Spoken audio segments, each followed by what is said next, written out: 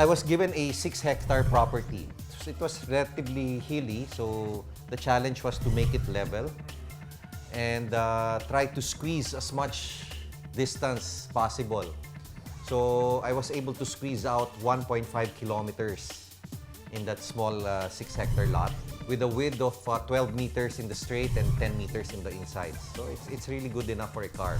But my primary purpose there was to cater to two wheels, to the underbones and to the scooters, the small motorcycles, because we wanted to cater to grassroots racing.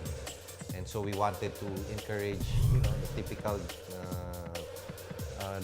low-income people with motorcycles who want to have fun and develop their skills. But in the course of the design, I also wanted it to be able to accommodate cars.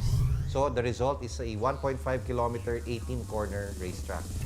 Of course, I wanted it to be almost perfect, like glass. So the instructions to the technical engineers was to make the base course really very solid and very level. I hired one of the best contractors for the asphalt. They're the same contractors who do the runways in NAIA. And I wanted them to use a mix, the asphalt mix, that's really the highest grip, that will give the maximum grip or traction, at the same time durability. Actually, personally, I'm more paranoid now, being a racer on the road, because I cannot predict what the other cars will do. In a racetrack, we know we're all professionals. We can predict what the other car will do, and you have time to, to make necessary maneuvers. But on the street, I have no idea what the jeepney will do. I have no idea what the bus will do or the taxi will do. So I tend to be really more defensive. So this is one attitude or discipline I want to instill with the normal drivers. If I can bring the bus drivers and jeepney drivers there, give them a full course, and change their mindset of how they drive on the streets, then I guess that's one good thing that we can get.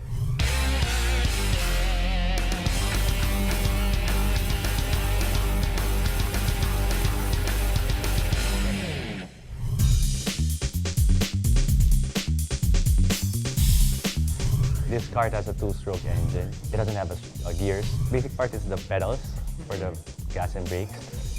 Dapat you don't use both at the same time. When you use the gas, when you want to brake, you lift off brakes, then gas again. So here with the steering wheel, we have the front brake lever.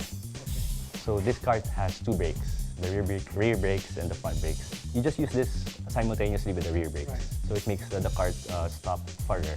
This is the air box, the air intake. So make sure that you don't block it while driving, because the engine will stop. Okay. Yeah. What about overheating? Do go-karts overheat? Yeah, especially if the water pump breaks down. Okay. If you use a water pump, the radiator. What about this? It's a lap timer.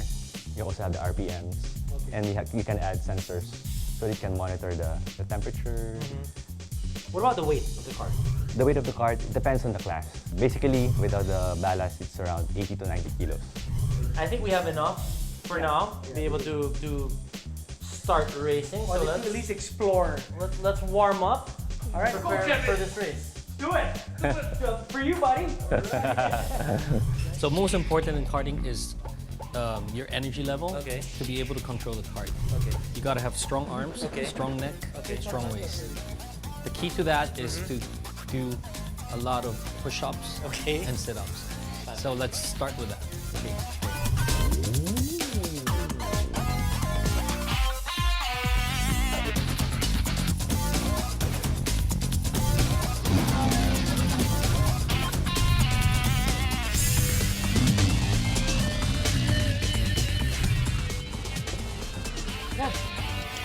Hey, man. Wow. Time. It now? We got this. We got this? We got this. We got this. Okay, we got this. We got this. Woo! Was a nice nap.